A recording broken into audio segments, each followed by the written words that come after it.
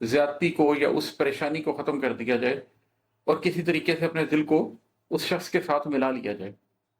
ये जो गम हयात है, इससे भी हमें मोहब्बत करनी पड़ती है।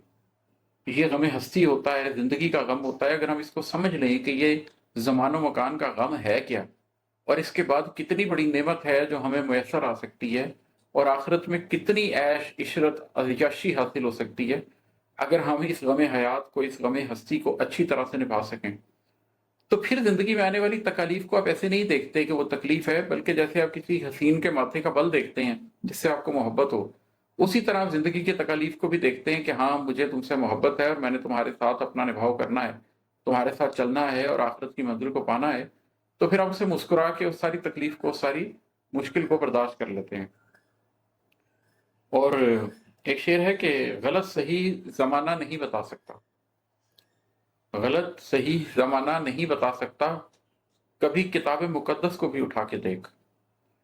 शेर तो बड़ा सादा-सा है, लेकिन मैं अपने इर्द-गिर्द देखता हूँ कि इस ज़माने में ख़ास तौर पर, इस आखिर-ओ-ज़मान में ख़ास तौर पर हम लोगों के दिल और हमारे दिमाग, हमारे जज़्बे और हमारी सोचें बहुत ज़्यादा कंट्रोल होती हैं एक्सटर्नल एनवायरनमेंट से, एजुकेशन सिस्टम से, मीडिया से, पीयर प्रेशर से, सोशल नॉर्म्स से।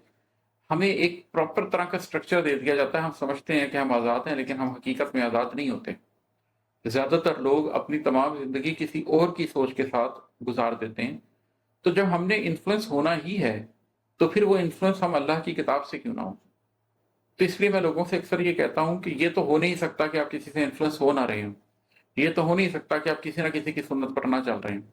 तो जब ऐसा होना ही है और अल्लाह ने इंसान के मिज़ाज में ये चीज़ रख दी है कि उसने इन्फ्लुएंस होना है, भेड़-बकरियों ने इन्फ्लुएंस नहीं होना, जानवरों ने इन्फ्लुएंस नहीं होना, परिंदों ने इन्फ्लुएंस नहीं होना, लेकिन हमने इस मीडिया से, हमने इस एजुकेशन से, हमने सोसाइटी के नॉर्म्स से, हमने वेस्टर्नाइज़ेशन से, हमने पोस्ट मॉडर्निज़्म से मुतासिर होना है। जब होना ही है किसी चीज़ से मुतासिर, तो अल्लाह की किताब से क्यों ना मुतासिर हुआ जाए, ताकि हम सिबगतुल्लाह में रंग सकें, अल्लाह के रंग में रंग सकें। एक और शेर है कि मेरा वजूद दरख्शां हुआ है जिस गम से, मेरा वजूद दरख्शां हुआ है जिस गम से, उसी का बीज हर एक कल्ब में लगा के देख। ये वो कोशिश, वो काविश है जो इस वक़्त भी मैं आपके सामने बैठकर कर रहा हूँ कि मुझे अपने बारे में भी ये महसूस होता है कि जब मैंने गम हस्ती को पा लिया, जब मैं ज़िंदगी के छोटे-छोटे गमों से निकल गया, मैं फ़िराक़ व वस्ल के मसलों से निकल गया, मैं गमे दौरां के मसलों से निकल गया, मैं फ़िक्र मुआश के मसलों से निकल गया। इसका मतलब ये नहीं है कि वो मसले ख़त्म हो गए।